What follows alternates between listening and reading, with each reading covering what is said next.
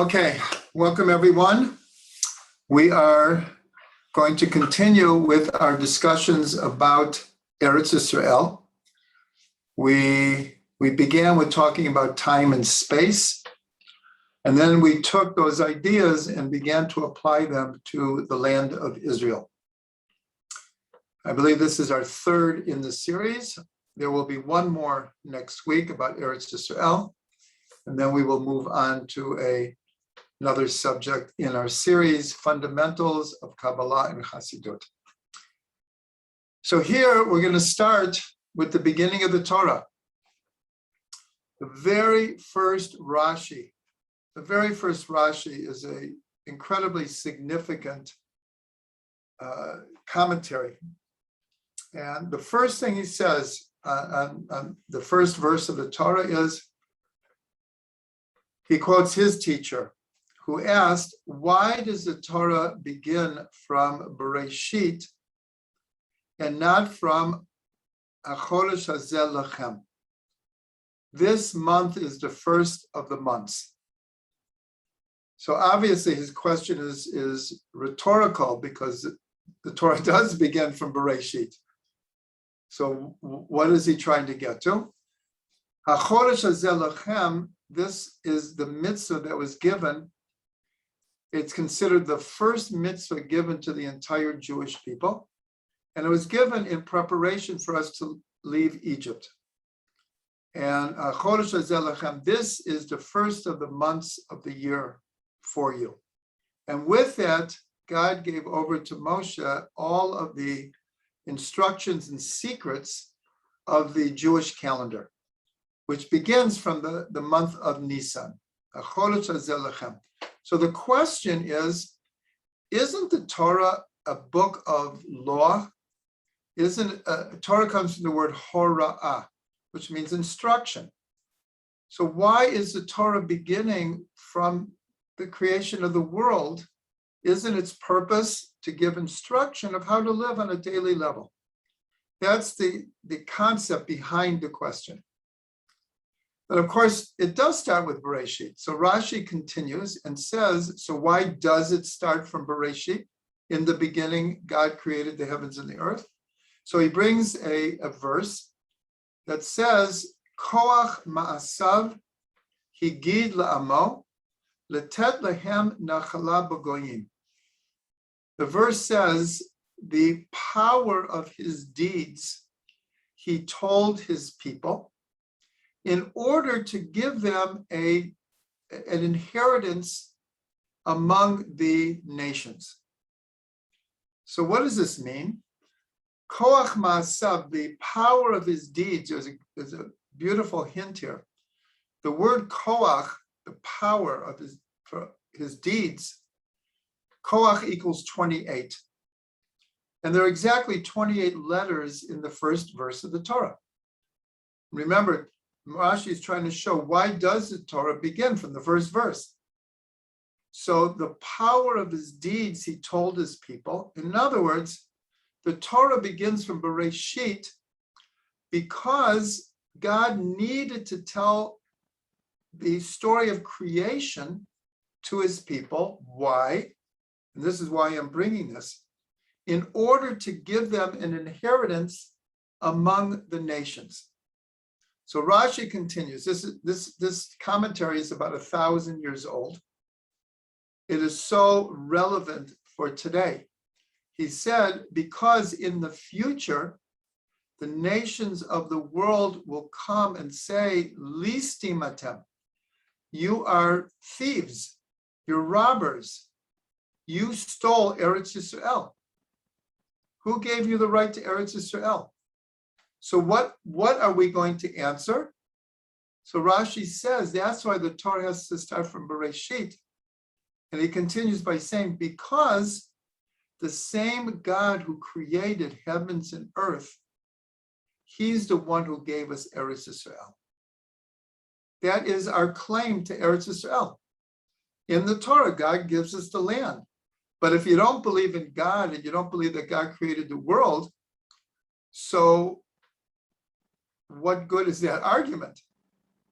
But Rashi is assuming that this argument will carry weight. Now, if you go to the United Nations and you make this claim, not sure how far you get. We're doing better than we were like 10, 15 years ago. 10, 15 years ago, most votes went like 170 to 3. Israel, United States, and Micronesia. Micronesia always used to vote with Israel. It's a little bit different now, but you hear the prophetic insight that Rashi had to say this.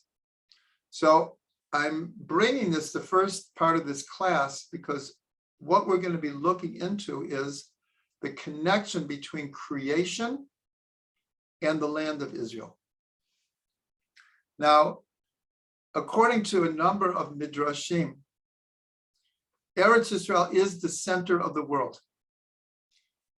In the Holy of Holies, and it's actually still under the mosque, there is a stone called the foundation stone, Even Hashtia.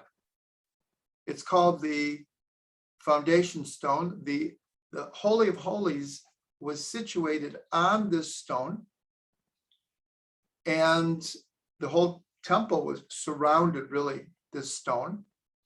And according to various midrashim, which we're not going to go into now, but there is this concept that from this stone, that is the center of the world.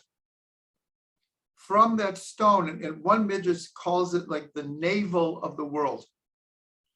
Just like a fetus in the mother's womb is, in a sense, the center of the baby, that the lifeline of the baby is the umbilical cord.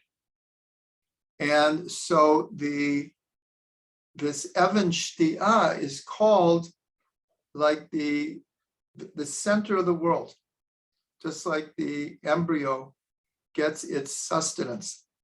And so one of the midrashim explain that the center of the world is this foundation stone. This foundation stone is the center of the Holy of Holies. The Holy of Holies is the center of the temple. The temple is the center of Jerusalem. Jerusalem is the center of Israel, and Israel is the center of the world. It's a very, very beautiful midrash. And the truth is that in all ancient maps, they used to put Jerusalem in the middle, because it lies literally in the middle of the 3 major continents, Europe, Africa, and Asia. Okay, you have North and South America, you have Australia, but as far as in a sense, a continuous land mass, Europe and Asia kind of meld together as a land mass, and maybe the Suez Canal separates, but Africa and Asia are also, in a sense, one land mass. And Jerusalem's right in the middle. That's why throughout all the generations, everyone wanted to control the land of Israel for economic purposes, for the trade routes, and then later, of course, spiritually, where it becomes the center of the 3 major monotheistic religions, Judaism, Christianity, and Islam. So all of this, in a sense, is alluded to in this Rashi, where he explains that the Torah begins from Bereshit, because in the future we would need this in order to make our claim to the land of Israel. So we see that there's this deep connection between creation and the land of Israel. So in one of the next Rashis on the word Bereshit, so usually we translate the bet, Bereshit, as in the beginning. Reshit is beginning. Ba is in the. But Rashi says that you can also understand ba means bishvil. We also start with a bet, for the sake of. And Rashi says, for the sake of Torah, which is called the first, and for the sake of Israel, which is called the first. But with Israel, the verse that is quoted is Reshit Tevuata, the first of God's grains, his harvest. So this also alludes to the land, that the people and the land in this verse are obviously connected. So here again, we have this connection that for the sake of Israel, God created the world. And we have another midrash that says, when God first thought of creating the world, Yisrael Allah b'machshava techila. The thought of Israel arose first in God's mind. Now, this is talking about the people of Israel, but the people in the land, as we've learned, are totally bonded together in a covenant. So when you talk about the people of Israel, you're also talking about the land of Israel. Okay, now we're going to introduce a new idea, and we're going to spend a good part of the class on this idea, and that is the mitzvah of the first fruits. In the Torah, in Parsha Ki Tavo, in the book of Deuteronomy, Devarim, there is a mitzvah of bringing one's first fruits of the fruits of Eretz Yisrael, not of the main fruits of Eretz Yisrael. There's 7 main fruits. And this mitzvah was to take, a person would take a symbolic fruit of their entire harvest. They could have hundreds of acres or dunams of a orchard, and they would bring up, quite literally, the first fruit, and they would bring it to the temple, and it was a tremendous procession with music, and everyone came out from Jerusalem and greeted the people coming up in this procession, and then they would come to the temple, and they decorated these baskets with the first fruits, and then they made a speech called the vidui, which means, in a sense, a confession, but not in like a negative way. It means more of a speech of acknowledgement and thanksgiving. So the Midrash in Bereshit Rabbah says an amazing thing. It says, for the sake of the mitzvah of Bikurim, God created the world. So there's a big question there. For one mitzvah, for a mitzvah that we can't even keep today, we don't have a temple. So even when there was a temple, how do we understand that for the mitzvah of Bikurim, of the first fruits, God created the world? So the first hint is in the Torah. It says, take mireshit, from the first of your fruits. We call the mitzvah Bikurim when the fruits become ripe, and they're the first of the fruits, the choicest of the fruits. But Mereshit means literally from the first of the fruits. Well, that's just like Bereshit. Here it says Mereshit. So already there's a very deep connection that the language that's used for this mitzvah is the same as in the beginning, God created the heavens and the earth. So to understand this, we bring a beautiful teaching. Some of you probably have heard this before. It's from the introduction to the Zohar.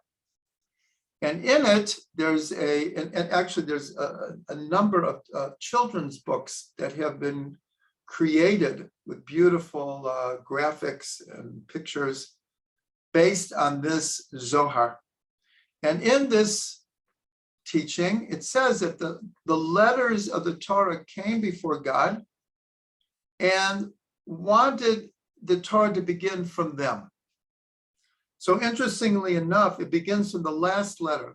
The last letter, Tav, comes before God and says, you should start the Torah with me, because the first letter of the Torah is a Tav. So you should start with me. And I don't remember exactly, but for each letter, God said that very good thought, but, and he would bring a verse or a word that also began with that letter that wasn't so positive. So God said, no, I can't begin the Torah with you. And like the next one, if I remember correctly, is the Shin. And the Shin says, well, one of the names of God begins with me, the name Shin Daled Yud, Shakai. So you should begin the Torah with me. So God said that's very nice, but the word for untruth, sheker, begins with you also. So I can't start the Torah with you. So it goes to all the letters until it gets to the bet. And the bet says, my letter begins the word bracha, blessing. And with this word, we will bless you. We will acknowledge you. We will praise you. We say 100 brachas today, Baruch, from the language of blessing. So God, it sounds very superficial, but God said, I like that idea. I like the idea that everyone is going to bless me. And so the Torah began with a bet. So let's look at the speech that a person who brings up the first fruits says. Okay, so again, this is in Parshat Kitavo. It's Deuteronomy chapter 26, verses 3 through 10. So it says like this. I'll try to read it fairly quickly. You shall come to whomever will be the Kohen, the priest in those days, and you shall say to him, I declare today to God that I have come to the land that God swore to our forefathers to give us. The Kohen, the priest, shall take the basket from your hand and lay it before the altar of God. Then you shall call out and say before God, your God. And this is the speech that a person would say. An Aramean tried to destroy my forefather. He descended to Egypt and sojourned there. This is talking about Jacob, that Lavan tried to destroy Jacob. And Jacob descended to Egypt and sojourned there, few in number, and there he became a nation, great, strong, and numerous. The Egyptians mistreated us and afflicted us and placed hard work upon us. Then we cried out to God, the God of our forefathers, and God heard our voice and saw our affliction and travail and our oppression. God took us out of Egypt with a strong hand and with an outstretched arm, with great awesomeness and with signs and wonders. He brought us to this place and gave us this land, a land flowing with milk and honey. And now, behold, I brought the first fruits of the ground that you have given me, O God. And that's where it stops. And then it says, and you shall lay it before God, your God, and you shall prostrate yourself before God, your God.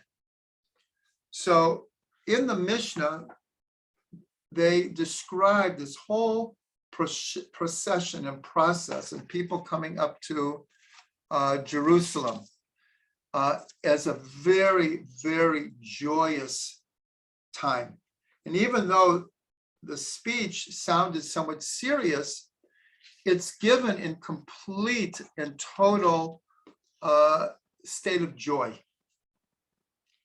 And so now we can understand a little bit what it means that for the sake of this mitzvah, God created the world. Because here it's talking about that when we received the Torah in Sinai, so it was clear from the very beginning that this wasn't the end of the story. See, if Israel would have been, let's say, a religion, so that would be everything. We receive the Torah from God and we go about our business. But the whole idea of receiving the Torah in Sinai was to bring it into the land of Israel and create a living society that would put into practice the laws of the Torah and to be a light unto the nations. That was the purpose. In other words, coming into Eretz Yisrael was the end purpose. And of course, setting up a righteous society that would fulfill the Torah.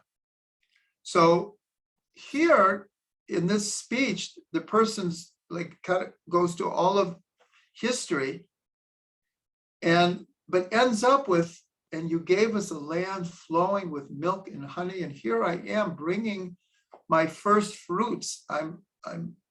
My cup runneth over. I'm overjoyed, and what greater thing can I do than to bring this offering to the temple? So this tells us a little bit about what this midrash means, that for the sake of the mitzvah of Bikurim, God created the world. So we want to go a little bit deeper here, because there's another very, very important Rashi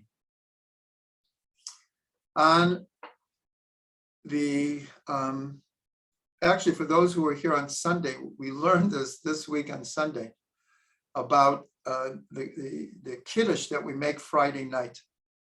We begin Yom HaShishi Vayachulu Hashmayim V'Aretz V'Chol Tzva'am. And on the sixth day, when God created the heavens and the earth and all of their host. And so it says Yom HaShishi, the sixth day. So Rashi points out, it doesn't say that about any of the other days.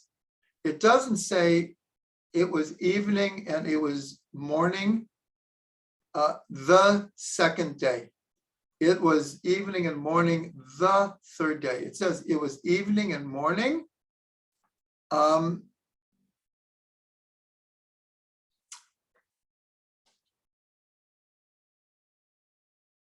Yom, see, in English, it's different in Hebrew.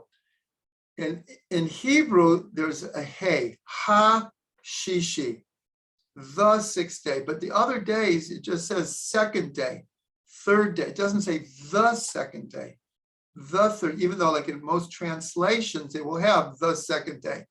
But that's not what it says in the Hebrew. So Rashi asks, why on the sixth day? So he says, this is the sixth day is alluding to another sixth day. And that is the 6th of Sivan. That is the day that the Torah was given. That's the day that we celebrate Shavuos every year. And so Rashi continues by saying an amazing thing. We learn from this that if we would not have received the Torah at Sinai, God would have returned the world to tohu vavohu, chaos and void. And Rashi says that the whole world was on condition that we would receive the Torah at Sinai.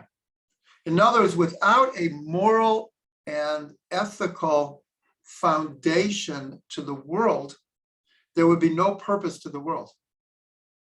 There would be no purpose to the natural world. So this is connecting the Torah and Israel to creation. Remember the first Rashi that we quoted, where Rashi brings, for the sake of the Torah, which is called the first of his way, and for the sake of Israel, which is called the first of his produce, God created the world. And then we have the Midrash, for the sake of the mitzvah of Bikurim, God created the world. So here we're connecting creation, Torah, and Israel from the very beginning to today. So we see, again, going to the Rashi, that the Torah begins from the story of creation in order for us to be able to say to the nations, the same God who created heavens and earth, he gave us the land. That is our deed to Eretz Yisrael. So here we see a beautiful connection between the Torah, Israel, creation, and Eretz Yisrael. And in fact, just one more connection is that I mentioned before, where it says, for the power of his deeds, he told his people, in order to give them an inheritance among the nations. And we said that the first verse in the Torah has 28 letters, which is koach, the power of his deeds. It has 7 words and 28 letters. So it's pointed out that the verse that introduces the 10 commandments also has 7 words and 28 letters. V'yadaber Elokim et kol hadavarim ha'ela le'mor. And God said all of these things, saying, and then the 10 commandments begin. And so they make this connection between creation and this Rashi that said that had we not received the Torah at Sinai, the whole world would have returned to chaos and void. And even further, as we're going to see in a second, an amazing scientific concept, the world wouldn't have been created in the first place. Not only that it would have been returned to chaos and void, but it wouldn't have been created in the first place. So Rashi also explains on the Mishnah, how did they do the first fruits? So I'm not going to go through the whole procession, but it was very joyous.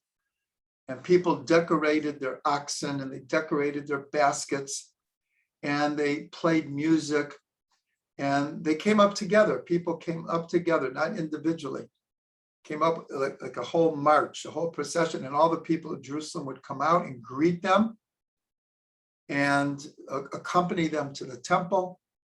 It was just, the description is absolutely just beautiful, very inspirational. So Rashi says, though, but how did we take the first fruits? So he says, Adam Yerad L'Sadah. A person went down to his field and he saw a fruit and he picked one fruit. Again, someone could have hundreds, thousands of acres of an orchard, but the person is going to choose one fruit, and they would tie it's called in Hebrew, a gumi. In modern Hebrew, a gumi is a rubber band.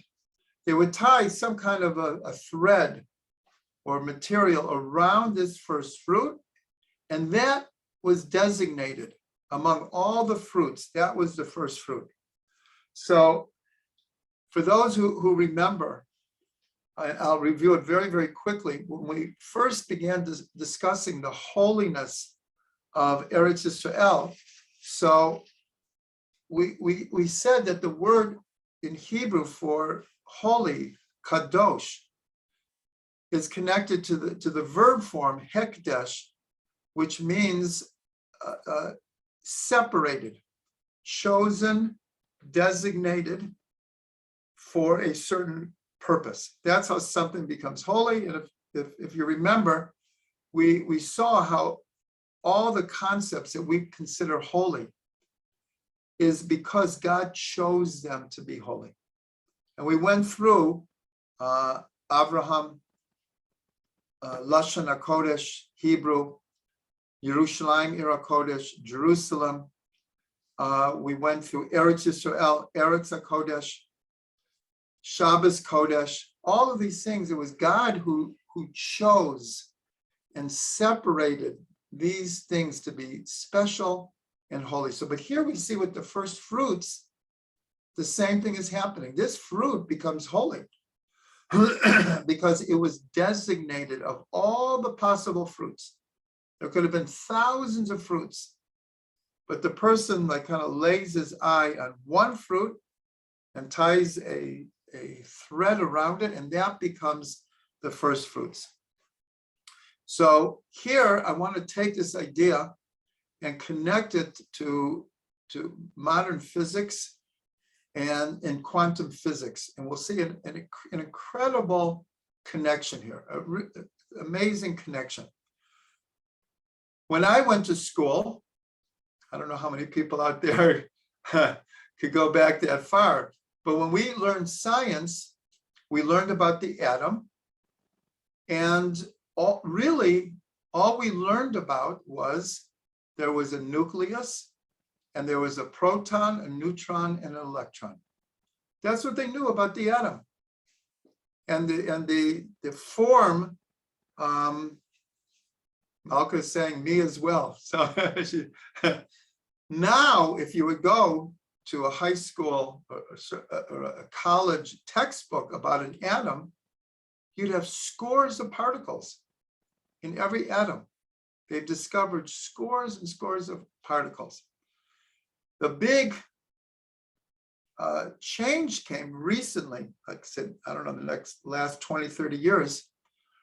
We were taught that the proton, the neutron, and the electron were entities.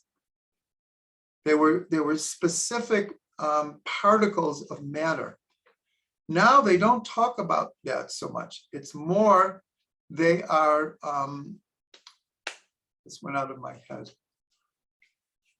Give me a second. Someone help me here. No, not potential. They are, I can't believe it. I went blank here. Not possibility. They are,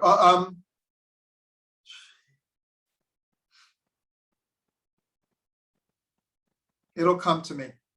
It's energy. In other words, they're waves. They're, I can't believe this is a senior moment here. This is totally a senior moment. Oh, you know what? Give me a second. I'm going to find it. One second. Give me a second.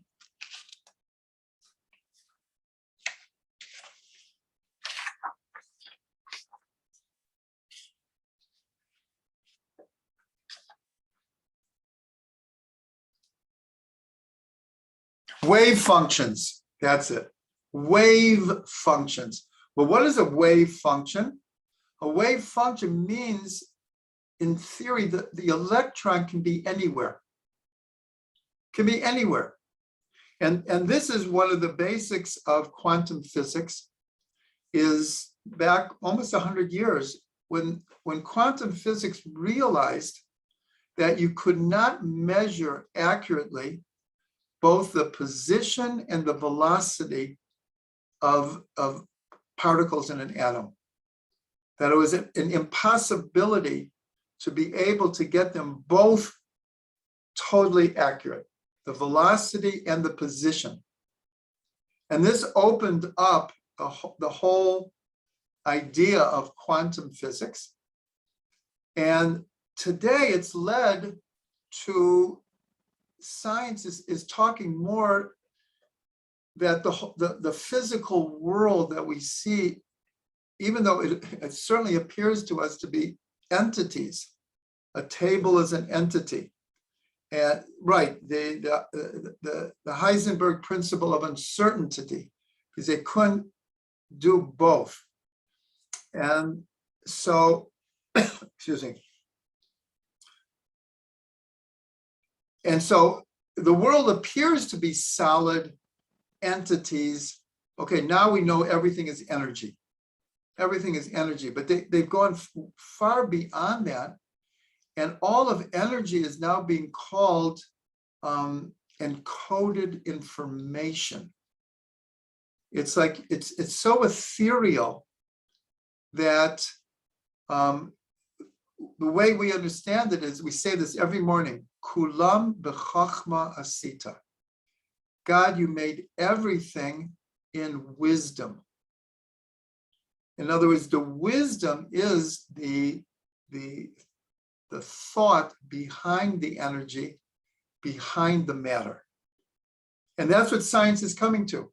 Science is coming to that everything is manifestations of information. Just like we talk about the DNA. The DNA is real. It's like we think of it as an entity, but this entity is basically encoded information that gets translated into living beings. In other words, the information on the DNA is what makes you and me who we are. It's the pure information encoded. So I want to take this back to two ideas that is going to connect to this idea that for the sake of this mitzvah, God created the world, or the thought of Israel arose first, or the idea for the sake of the Torah and for the sake of Israel, God created the world before God created the world. So here, there's another idea in science, which is just mind-blowing. So what they say now, and they've done thousands of experiments, well, how do you know where an electron is? If in theory it can be anywhere in potential, how do we even record it altogether? And so they say is when an observer observes particles, and the language that science uses today, it forces the electron to take a position. Now, it's counterintuitive, it's mystical. The concept is absolutely, Malka says, right, it collapses the wave function for the electron is now can be seen or recorded or manifest in a particular point. So now let's go back to the person who goes out to their field and sees thousands of figs on the tree. Any one of them could be Bikurim. Any one of them could be the first fruits. But what happens at a certain point, the person chooses one of them, and that becomes Bikurim. That becomes the first fruit. So there's a deep parallel here, a deep parallel. Now we're going to go one step beyond. And this is, it's a concept. It can't be proven at this point. But John Wheeler is considered one of the greatest physicists of the last 50 years. He took this concept of consciousness. For those who have been attending classes, we've talked about this many, many, many times. The concept in Sefer Yetzirah that there's world, there's space, time, and soul. The language in Sefer Yetzirah is olam, world, shana, year, and nefesh, soul. Translated means space, time, and soul. And we said that until Einstein, space and time were considered two, like apples and oranges. It had no, what's the connection really? He was able to show that they are totally unified, enmeshed, one in the other. And now science is coming to this idea that consciousness not just affects reality, but in a great measure determines reality. And that's this whole, it's a mystical concept that only when an electron is observed does the wave function collapse, and it takes a specific position. So this is so John Wheeler says like this. He said that if consciousness would not have developed in creation, there could not have been creation at all. This is almost exactly what Rashi says, that if the Jewish people don't receive the Torah at Sinai, God would return the world to tohu and vohu.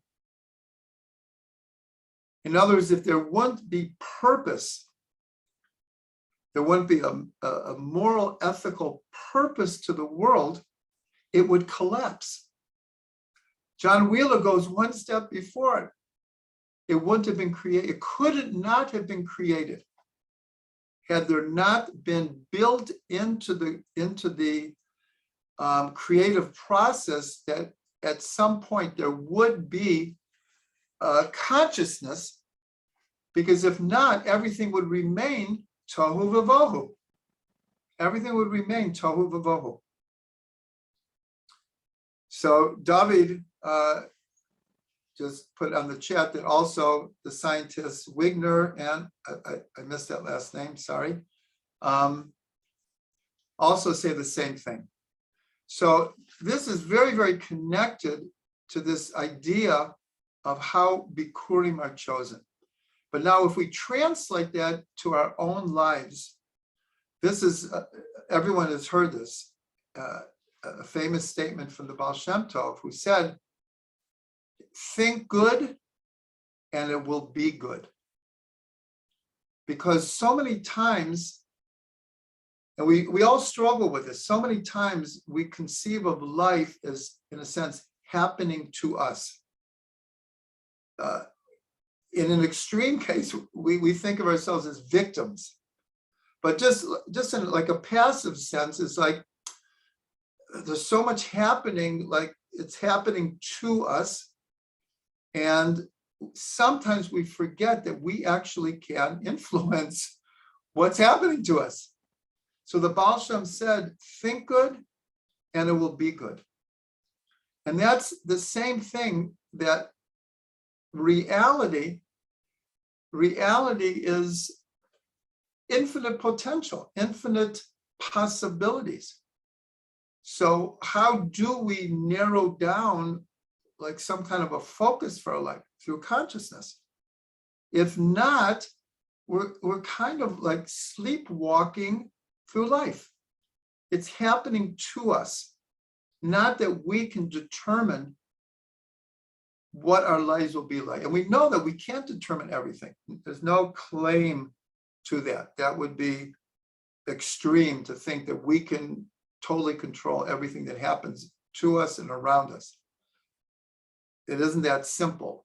But in great measure, we can determine how we react to things, what our attitude is to things. That we can act. We can act upon.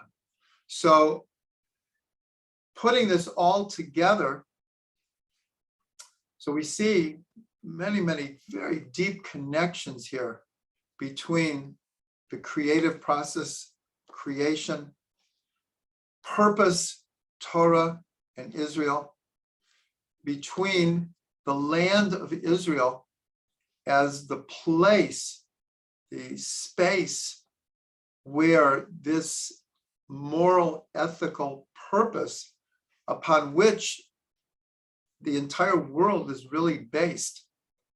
Like we saw before, that Israel is like the navel of the world.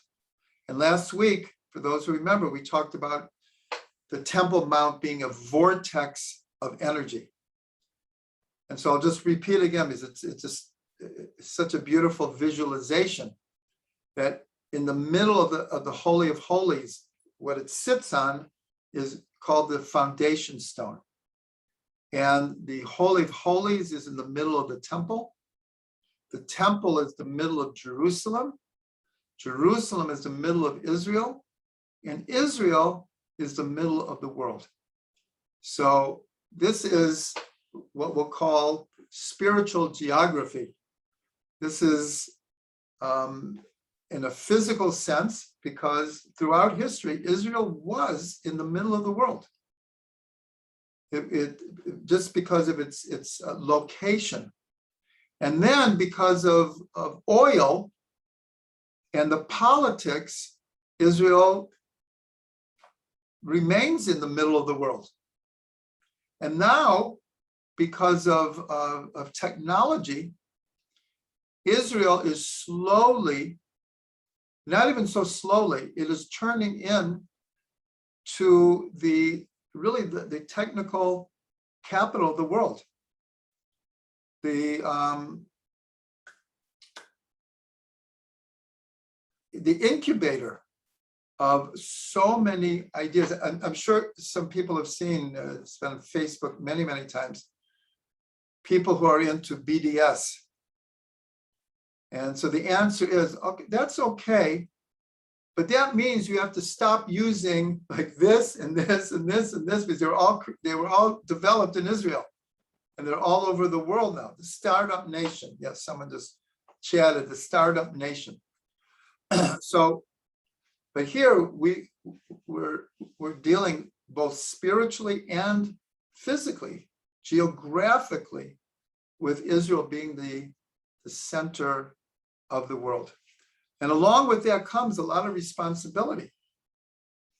It is true, but along with that comes a lot of responsibility for bringing light and healing and rectification and peace and love to the world. That's why we're in the middle of the world, because we have this function, this mission to fulfill. Okay, so we'll end with a bracha. And the bracha is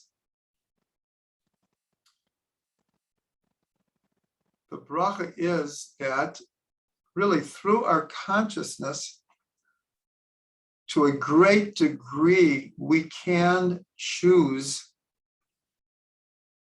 our attitude about life. Again, we can't control everything that happens to us, let alone the whole world. But we can, to a great measure, control what we say and what we do, and how we want to live, and what our attitude is.